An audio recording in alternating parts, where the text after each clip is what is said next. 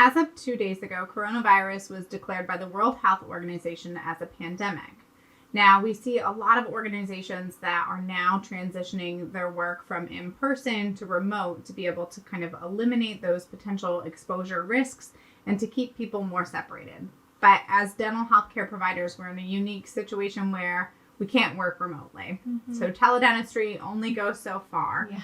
Now, there's also a lot of emotions that are going to be kind of contributing to the decisions that we have to make as dental healthcare providers and within our practices for how we are choosing to operate. There's a lot of emotions because we're talking about our financial incomes as professionals. We're also talking about our personal families as well. So I know myself, I'm pregnant and expecting, and then I also have a grandmother who's going through chemotherapy right now. So all of these unique perspectives, which we each bring them to the table, whether we are a single income provider for our family or whatever the situation may be, we all carry these unique perspectives for how this is impacting us, which places us under a lot of stress. It can contribute to a lot of shame for how we are able to make choices for calling out of work and if we feel like we're letting our teams down in any way. So we are really focusing on this video and making sure that we're preparing everyone for conversations that they should be having in the practice. We've been following you on social media and all the forums that are online, and there seems to be a trend in the conversations that us dental professionals are having when it comes to the coronavirus and the pandemic that is happening currently. And what we've done is we've condensed those into 3 main conversation points for you so that we can address them. When we are under stress and in crisis mode, we have tunnel vision and we lose the ability to see the outside perspective. So having some protocols in place and having the ability to have certain conversations and knowing them in advance is going to help you so much. So the 3 main topics that we're going to talk about are your operations, your prevention measures, and infection control. So as we delve into operations, the first policy and procedure that is really good to just have in place, you may have had it in place earlier on, or this might be a time that you're really having to pause and revisit what it is that you had structured, is going to be, how is it as professionals do we call in sick? What does that sick policy look like? Now, these can be very loosely shaped to where there's not really a call-in. Every time you call in is a little different, and maybe someone gets upset when you call in and have to cancel patients. Or it could be very specific. So it could be almost close to a school structure. So if you have a fever, please don't come in for 24 hours until 24 hours after the fever is gone. And I know that us parents really hate that, right? Like we're always like, oh my God, my kid has only been sick for a couple hours. Now they're running around. They're super fine. They should have been in school all day. And I can't bring them to school tomorrow because they've had a fever in the past 24 hours. Mm-hmm. But having a structure like that really does help ensure that the school stays safe. And that's something that we abide by as parents. So maybe that's something that you want to adopt in your practice. And there's no right or wrong here whatsoever. No. It's just a matter of having a protocol so that I know as an employee exactly what is expected of me. So if I know that if I need to call out sick, I have to get coverage for myself, and that's the expectation, then I know that that's what's expected of me. It feels really good if I knew that the rule is that 24 hours, otherwise do not come into the practice. I wake up today and I have a fever, then I feel comfortable and confident calling my office manager and saying, I have a fever, I can't come in today, I'm sorry about that. But what happens is without that, I feel extreme guilt. And I usually get shamed if there's not that protocol in place. And people don't mean to do this, but it's the frustration, right? That last minute call out is difficult for anyone, no matter who you are. And so if I call last minute and I say, I've got a fever, I can't come in today, and I receive the, you've got to be kidding me, there's a big feeling of shame. And what we don't want is we don't want to be shaming our employees and shaming each other for what's happening currently. And right now, you might have individuals who usually would just come in anyway, but because of coronavirus and they want to protect their team members and their patients, they're going to call out if they have any symptoms whatsoever.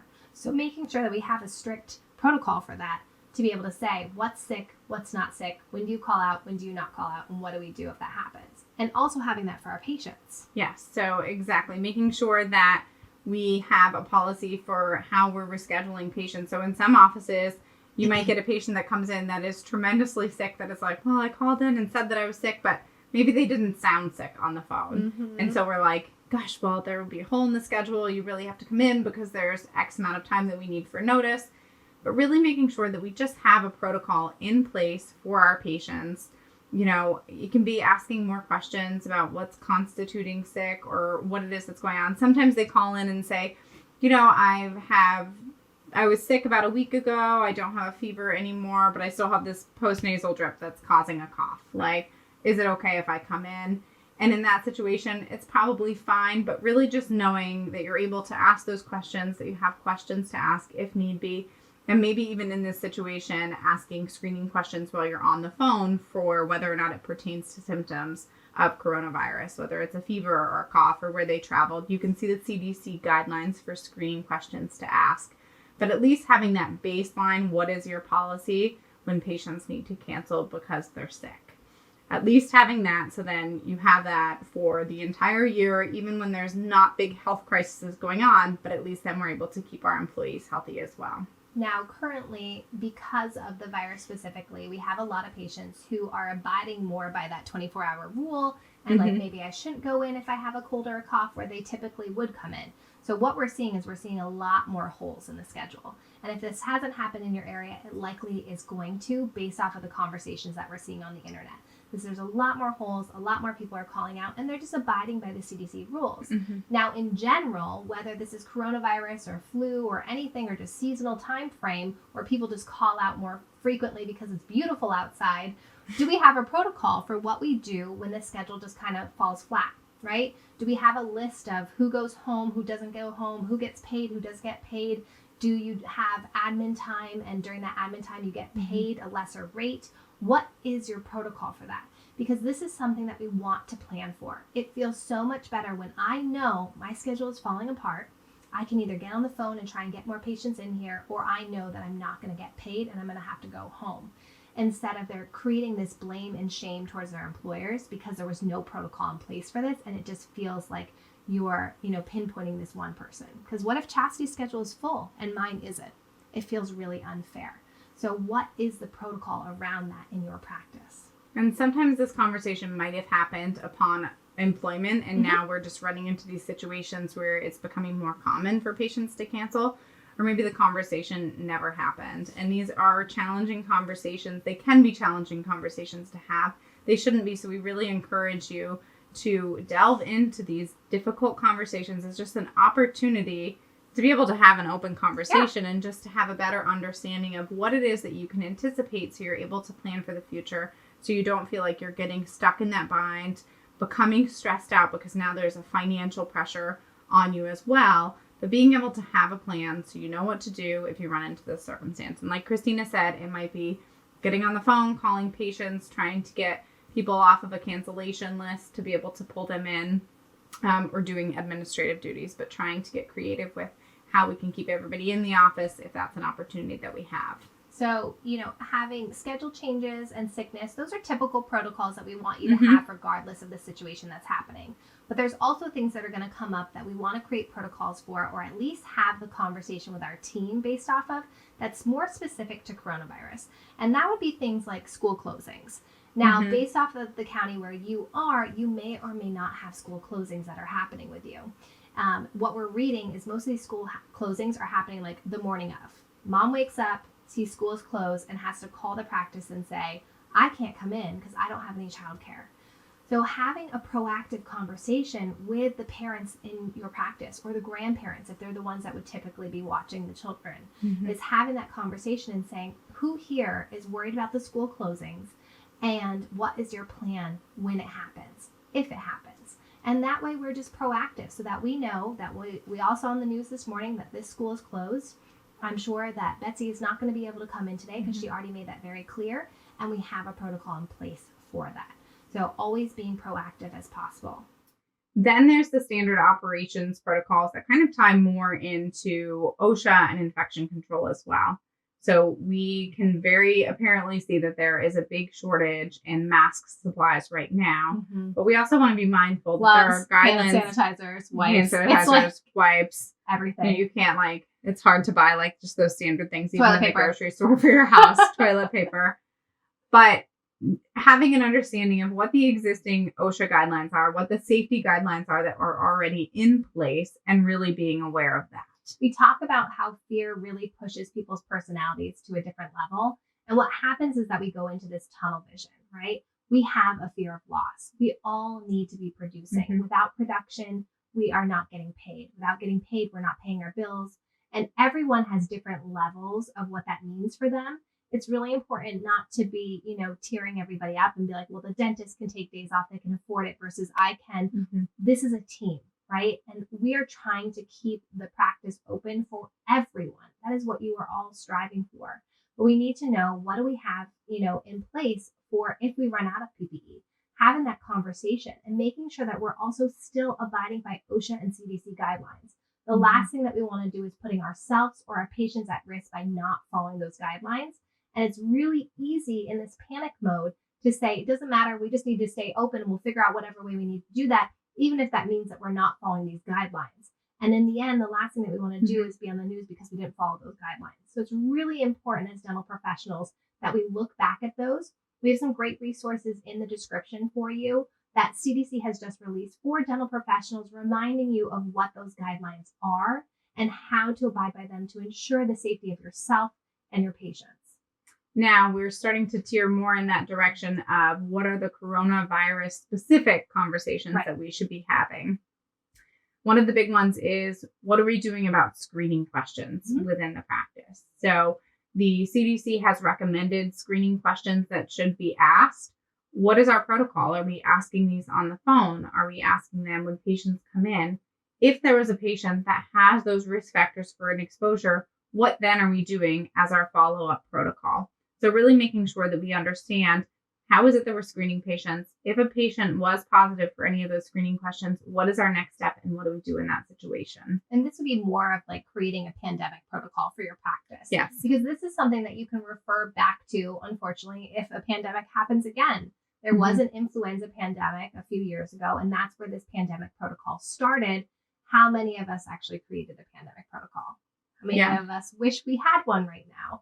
So this is a great time to sit down with your team and create that pandemic protocol to be able to say, what are the screening questions that we ask? What, extra measures do we take to ensure that we're being safe? And what do we do if we are exposed? And along with those extra measures is on top of what, we're asking our patients is, what are we asking our team members to do differently as well? And there's a lot of conversations about travel.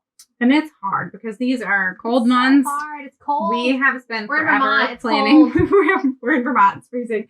We've spent forever planning a lot of these vacations. It's something that we look forward to all year long, whether it's cruises or just somewhere tropical in general. And we are wanting to stick with these travel plans maybe. And we're not getting any specific advice. Like, it's easier to say, we're not going to do this when, say, the cruise line cancels the trip and says, we're not doing this, and then it's not so much your decision that you have to make. But when we're making those decisions, if we have a protocol for when we see patients, so if a patient's been traveling and we don't want to schedule them for 14 days, what is the policy that we have in place for our own team members? So if we have a team member that's traveling, are we then also saying, okay, we can't come into the office until 14 days after the travel? And I know that that sounds harsh and that may not be your protocol, but making sure that the questions that we're asking our patients are the same questions that we're asking ourselves to ensure that we have all around safety protocols that are equivalent, whether it's for our patients or for our team members. Now, remember, like we've been saying, that when we're in this crisis mode, we get this very focused tunnel vision, and we all are going to have a lot of opposing views that are going to happen, right? So in Chastity's circumstance, she's pregnant. She has a grandmother who is immunocompromised. She might not want to go to work. And I might be the person who says, whatever, work until we can't work anymore. Like, we got to make the money. And there's going to be a lot of those opposing views out there. It's really important to have these conversations, to have these protocols in place so that we understand everyone's perspective of what's going on so that we can create them as a team. We don't want to just create a protocol and hand it out to everybody. We want to make it as a team so that everybody feels like they've been heard, they know what to expect in this situation. And also just remember that when we go into crisis, if anybody is coming at you panicking, ask yourself this question: would this be a good time to panic? The answer is always no. The answer is always no. There has never been a time when it is a good time to panic. So if somebody runs up to you and says, patient so-and-so has coronavirus. We probably all have it too. Instead of going, oh my God, like we all have it, we need to quarantine, asking more questions. When is the last time we saw this patient? When is the last time we saw If this it was patient? 5 months ago, Right, exactly. likely a chance that that's not Has he been present, in but since, he traveled? When's the last time we saw this person? Who was exposed to him? It sounds like we need to get more information because panicking is never the right thing. So make sure that everyone takes deep breaths. Ask yourself, is now the right time to panic? Just by asking yourself that question adds a little bit of amusement into it, allows you to relax a little bit and not go into that fight or flight mode, and then ask more questions. And I know all of these things that we're talking about, they carry a lot of emotional weight with them. And I can't stress that enough, because when you have all of those emotions that are tied to these challenging decisions that you're making, along with other stress factors that might be financial or childcare or whatever it is that they may be, it makes it very, very hard to focus on just solution-oriented long-term plan for how is it that we are going to work through this, but work through it in a way that's respecting and trying to meet everybody's needs as the best that we can. But really, as teams, in order to keep your sanity and to keep functioning and to be able to feel confident and trusting in one another, we really have to try to share that joint perspective of what are everybody's concerns, how can we handle this in the most tactful, resourceful, safest way for everyone, and then making protocols based on that, especially to allow for all of us to work together best long term. A lot of these policies and procedures can stick with your practices throughout the years and really make everyone comfortable in just the day-to-day routines for when they need to call out sick, what their processes are with calling out sick or finding coverage, or knowing what their expectation for pay or work hours are. So we really encourage you to delve into at least starting these conversations and finding some good protocols that you're able to put into place. If these conversations are already happening in your practice, I hope this is helping you structure them. And if they haven't happened, it's great, because be proactive and be prepared for them. I really hope that this video has helped you, and I hope that everyone stays safe and healthy. And do not forget to subscribe to the Dental MVP so you never miss out on our videos.